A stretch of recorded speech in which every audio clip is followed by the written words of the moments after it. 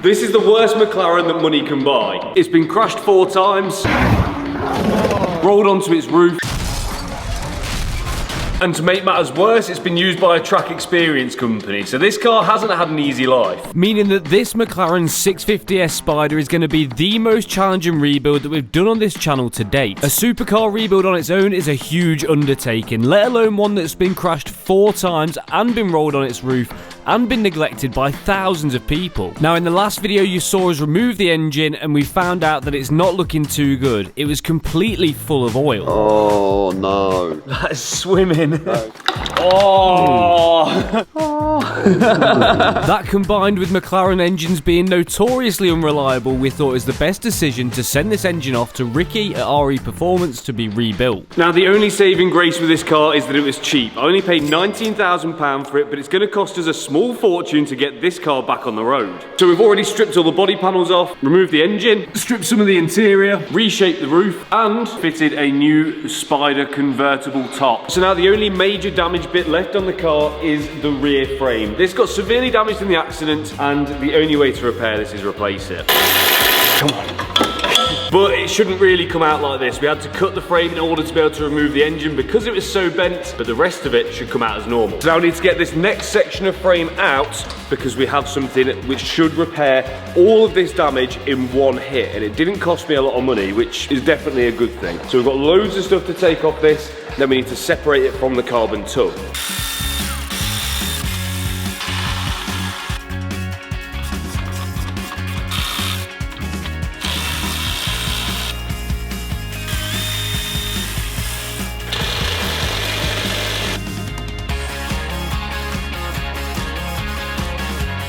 Look at the size of him. Yeah, that's a big boy. You'd almost use that to hold a car together. We can see now the frame's loose. 1. Okay, that feels very loose. Shall I pull it out?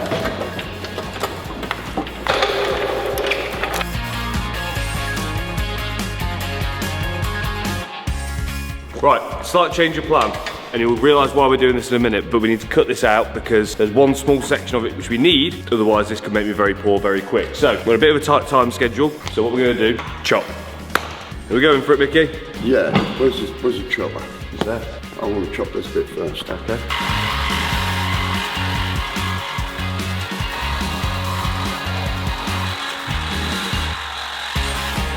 Now, let me explain why we need to do this, because this frame is obviously damaged and needs replacing, but the rear frame from McLaren is not a cheap part. So there's 2 frames for sale at the point when we needed one, and one of them was £1,500, which I don't think is horrendous. Any money that can be saved on this car safely is definitely worth doing, because I know for a fact, further down the line on the build, it's gonna bite me in the arse. The one that I've gone and bought is this, which looks perfect on first inspection, because it does actually have a little bit of damage. Nothing like the one that we've got at the moment, but it does have a little bit. Because if you come around this side, just here, you can see everything is arrow straight apart from that piece which we're chopping out of the frame which we've got at the moment, because that was pretty much the only piece of that frame which is arrow straight. And because this is just a welding piece from McLaren, there's no saying that we can't do just as good a job replacing that piece, welding it in, and it will be just like it's been built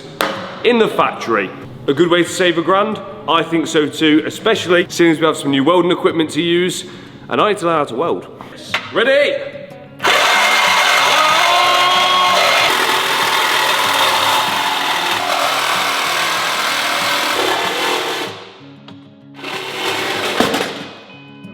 One frame removed. Not how McLaren would do it. That's how the Slicks family do it. It works. So that got the piece out which we needed to remove much quicker than it would have taken us if we had to drop the fuel tank, but we can load that up and take that off to its next destination. That's that. Who's Eddie Hall? Who's Eddie Hall? Who is Eddie Hall? Strongman competition. You meant to do the face with the... The £1,000 that this has saved me, I may have already spent on something to make this car a little bit more special, but you'll see that later in the video.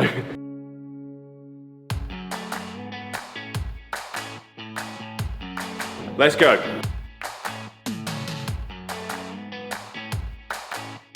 So we've brought the old frame that we need and the new frame down to the guys at the machine shop. This is a pay-to-play workshop where you can pay to use their tools, but they also do welding lessons, which is what I need, because I need to learn how to safely, effectively, and goodly remove this section out here and plonk it into this one so it's good as new. So let's see what we can do.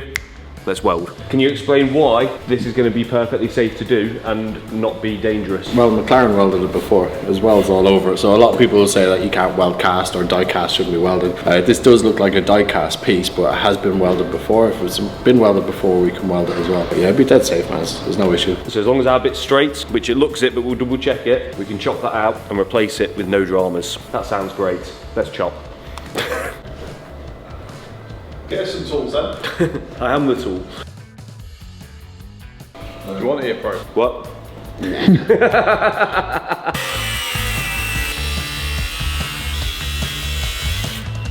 Good job. Thanks, man. So we can start out by chopping out the section of the frame which is damaged, and you can see the way this came out that it wasn't under any tension, meaning that the rest of the frame is probably straight. And now we can get onto our welding lesson. Aluminium welding.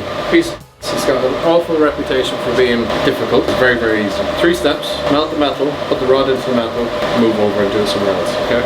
Okay. So I'm going to explain how that works by doing it. Great. So if you stand from the left there. I can stand over it. Right, so the light that these things produce is really bad for your eyes. Yes. And the temperature is over 660 degrees, so that's why we wear gloves all the time.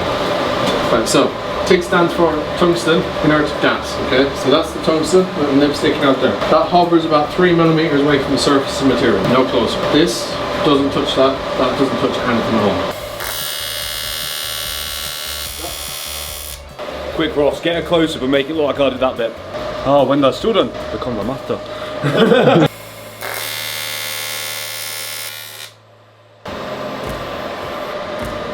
Well, it looks the same. Hey, that ain't bad. It looks the same as the last one, and I did all of that one. I think that one looks a bit better than that. You reckon? Well, Yeah. I mean, what can I say? Do you know what they call me? Chris. So after a hell of a lot more practice, we finally felt comfortable to start welding in the new piece into the Mclaren frame. But only with Bob from the machine shop having a close watchful eye over us to make sure we weren't going to mess anything up, and also helping us out quite a bit too.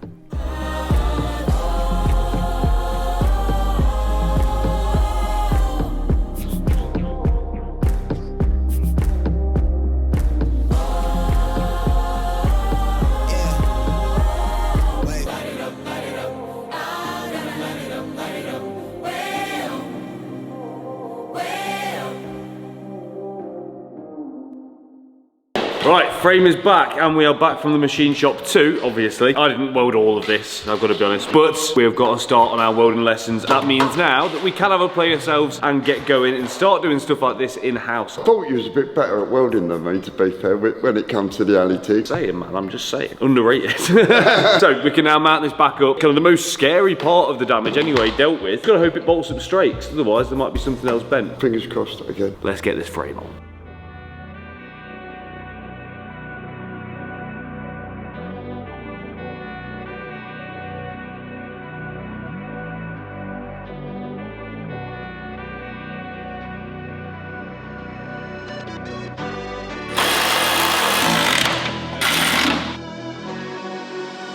So with the 8 bolts that hold the frame to the carbon tub in place, we can now start fitting up some of the other bits, like the brake lines and all the other stuff which we just removed. This just shows how nice this is. Look, this is a bracket that we haven't took off here. And then boom, straight in. Nice. Bang, bang. Right.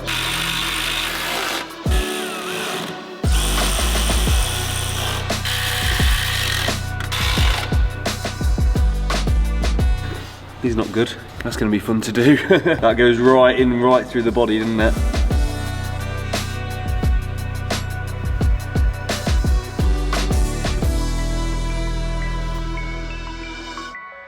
So with most of those bits bolted back on, we can now say that the main structural repair on this McLaren is completed. Now all we have to do is bolt everything back up to this car. So that means the engine, the gearbox, all of the running gear, and all of the fluids as well, which isn't going to be an easy task. New frame's on. Fit mint, didn't it? That fitted like a glove. Like a glove. I'm going to fit the oil tank. I'm going to show you some of the new parts we've got. All of the suspension got mashed up in the crash. I thought the best way of dealing with this is just completely replace everything on the back so we know we're going to have no dramas. So I've been and bought, complete suspension upright, so every arm, shock, spring, hub, everything off a front end damaged car. It was definitely the cheaper way of getting it, buying it all in a bundle, and it saves putting it all together as well. So the only thing I'm going to do here before we get this on is just clean up these hubs because they're looking a bit naff.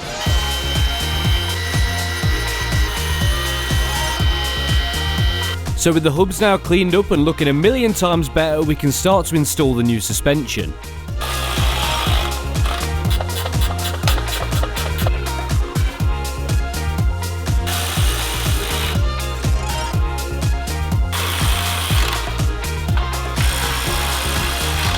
And there's the driver's side fitted, now onto the passenger side.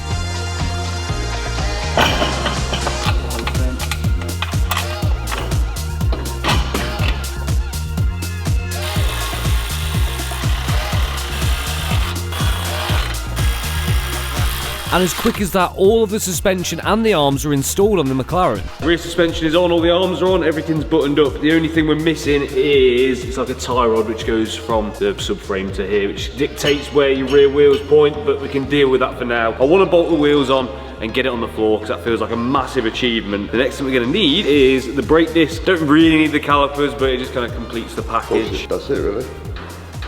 Thanks. Cool. So we can take off the old brakes from the old hubs.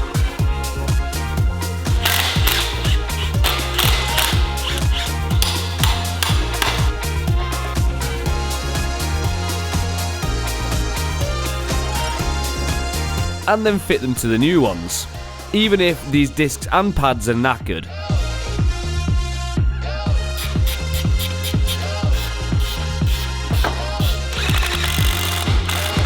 And I can't describe how good it feels to actually be bolting parts onto this car. One side on, time for this side.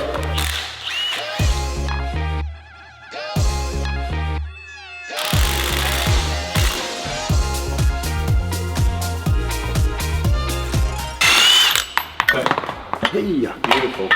just need to split that from there. And the reason why we need to do that is because we want to protect the wheel bearings, because I'm sure every part of that rear suspension is expensive, and putting it on the floor without at least this end piece of the drive shaft to bolt it all together could potentially damage those wheel bearings. So we're going to take this piece off the end, stick it in that, not worry about the rest of it, and then order 2 new drive shafts for when we need them.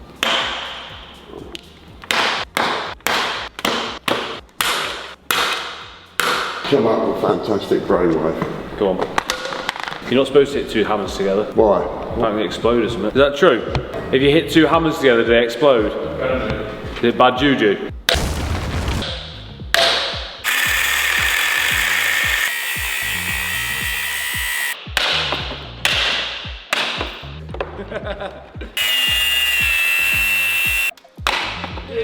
I can't believe I just slapped that just by hitting it with a hammer. So strong. Right, let's get this in. Yeah. That'll do the job. Yep. One down, let's go do the other side. That's how we should have done it. It just wouldn't come off, would it? No.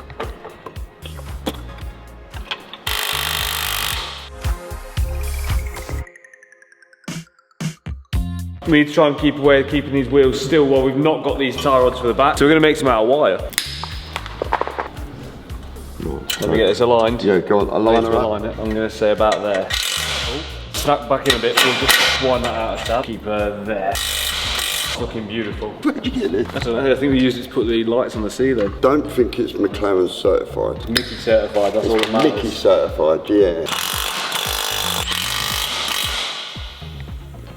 So, the Mclaren wheels, they're no good, they all got damaged. What we do have, because these are a 5x112 stud pattern, which is the same as loads of other stuff. So we're going to put on these AMG GT wheels. It's an AMG GT Mclaren. 650S Spider. And AMG. No, it's going to be awkward because the spigot size, the spigot centrebore size is slightly different, but they are 5x112. I don't know about you guys, but I think they look sick on there. Yeah. They look like P1 wheels. I know, it's snug, isn't it? Yeah.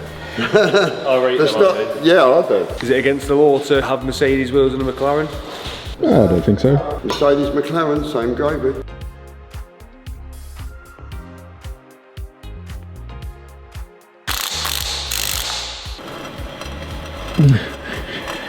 That's so close, isn't it? Gotta give it a good spin. I don't know if I dare. Whoa. Yeah, you don't want a close call in your car. Whether you're on road or track, control is everything, and the best control starts with confidence in your brakes. And when it comes to performance, I don't compromise. That's why we're using Brembo discs and pads. With an amazing history in racing from Formula 1 to MotoGP and NASCAR, Brembo brakes are engineered for precision, performance, but most importantly, safety. Fantastic grip in the wet thanks to their grooves and holes. And they provide brilliant bite at high temperatures. These little holes actually create a scraping effect which clean the surface of your pads. These holes also allow for rapid expulsion of gases and cooling, meaning that you can get back to maximum braking performance. Plus they look like very high-end car brakes thanks to their UV coating. Look how beautiful they are. To go with the discs, we need pads, and we're going to go for Brembo Extra Brake pads. The extra pads provide great pedal feel, consistent braking, and fantastic wear compared to standard pads. A perfect pairing with the discs. Brembo not only engineer their discs, but also manufacture their pads themselves thanks to years of experience supplying manufacturers with their OEM brakes. So check out what Brembo can do for your car by checking out the link in the description below. It's one step forward, and well, it's two steps forward and one step back. I'm not going to be that negative, but it appears we've been scammed buying the second-hand McLaren parts because this shock, I thought it looked a bit bent when it was on the pallet. I thought, let's fit it up. You did say that, didn't you? I did, and now we've fitted it up, and it still looks pretty bent because we've hardly got any gap here. The tyre was our first indication, and on this side, we've got much more space. That one seems alright. It's like, on this side, so we've got a bent shock. That ain't gonna work. Very disappointing, but we can still roll it back and have a look at how cool it is because this is still a big achievement.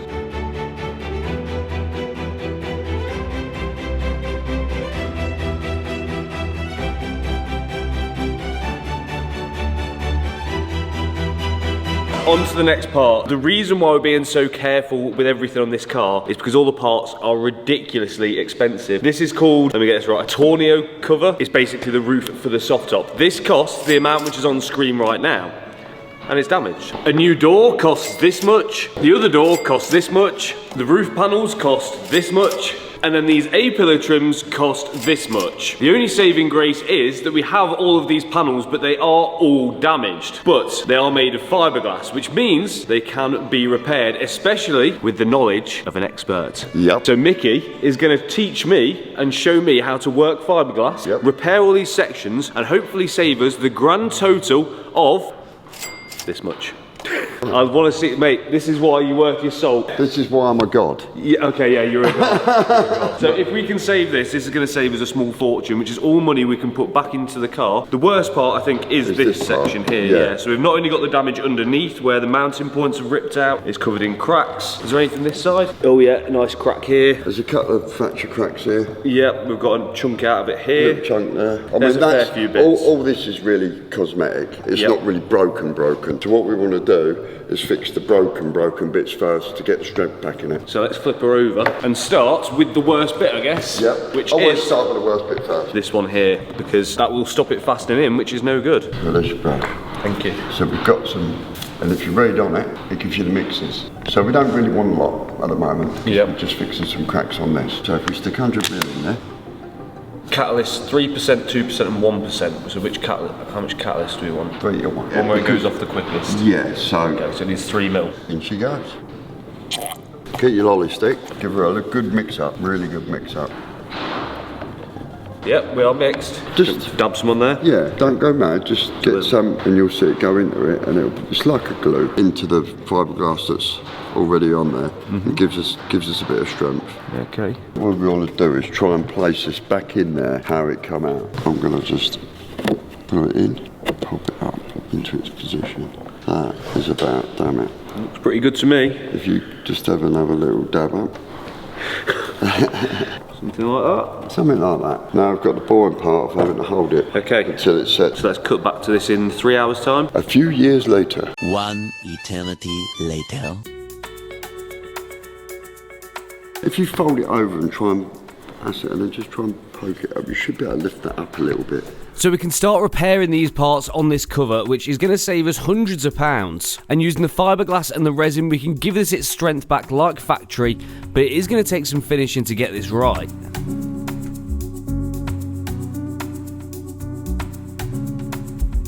But it's not just that roof cover that needs repairing. The doors need a lot of work in order to get these right, but it's definitely worth spending the time getting these repaired.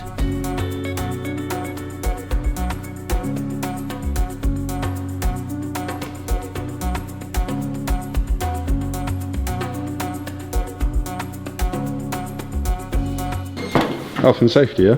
Well, I'll tell you what, I remember doing a drum and it splashed back in my eyes. Nothing worse than splashback. No.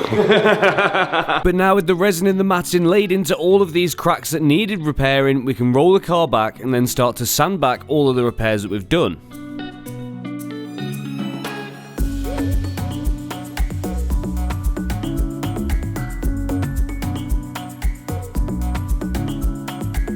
And those bits are already looking pretty good, but we want to get these ready so when they come to painting the car, there's very little work needed. So we're going to skim over them with dolphin glaze, which gives it a really nice finish, and then we're going to have to sand that back again as well.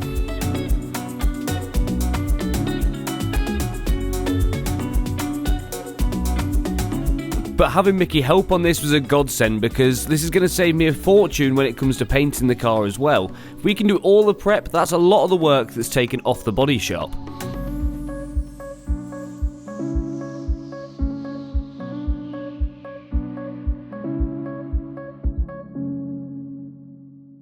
Right, we've got all of the filler and fiberglass repairs done on the doors and on all the other bits as well. But now we need to do, because these aren't going to be painted straight away, we're just going to prime them to seal them in a bit, protect them. It's not the perfect thing, it's not an epoxy primer, but it will do the job. And then we can move on to the next thing.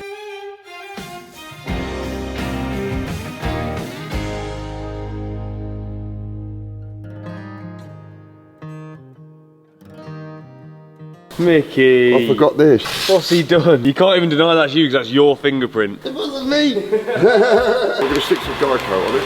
Okay. That'll dry with it, so when we go to block it, that'll give us an idea of how square the repair is. That's a nice easy one. I shall do that. So good. So we've cleaned up the fiberglass repairs, but now the rest of the car desperately needs a clean up to match, because ever since we got this car, it has been hanging from head to toe. It just looks awful. So the ice blasters have come over and they are going to sort this mess out, get it all looking tip top, and then we have something which is as clean as a supercar should be.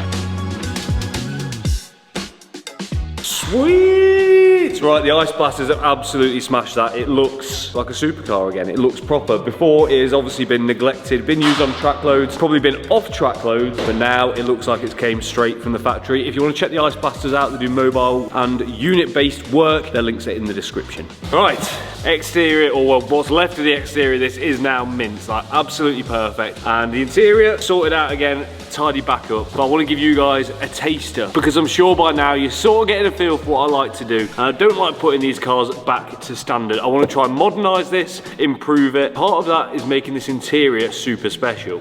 So these are the standard 650S seats. They're fine. Well, these ones ain't. They're a bit mashed up. They've been ripped here, and the frame for the driver's seat is twisted and loose, and they either need replacing or repairing and retrimming, and that's what I was gonna do. But when I found these, knew that these had to go in the bin or be repurposed, and these ones are what we're gonna have to go in my McLaren. So this is the seat which we're gonna be putting in the 650S. Well, I say seat, I mean seats. We've got 2 of them. There we go. So much better. They are really nice. They are the boy. These are McLaren Artura seats. So a brand new car basically. They're 10 years newer than these. Not only don't need retrimming, but they should also bolt straight in if my theory with McLaren is right. They look so much better. And they're also in the perfect colour combination, black with orange piping, perfect match for the car and everything else. They're also super cheap. 1,600 quid for the pair, and only half an hour away from here to pick up. Bargain. Now the only thing left to do now I've seen them is see if they do actually fit in the car, because that would be a bit silly if they didn't. So a lot of McLaren models have a lot of similarities. So the 650S, for example, is almost an identical car to the 675 LT. The 675 LT comes with P1 seats. The reason why I think this is going to work is because they seem to do that with a lot of their models to make interchangeability easier, so they can just upgrade bits and bobs and sell you a more expensive car. So I think they won't have changed the way their seats bolt in for 10 plus years. So I'm hoping these 2024 seats bolt into my 2015 car. Make sense? We're about to find out. Have you got some bolts? Thank you. So let's line up the rear holes. Both rears line up. Both the rears are in. This is the moment of truth. I'm good. They literally bolt straight in perfectly. Bosh, let's get the other one in.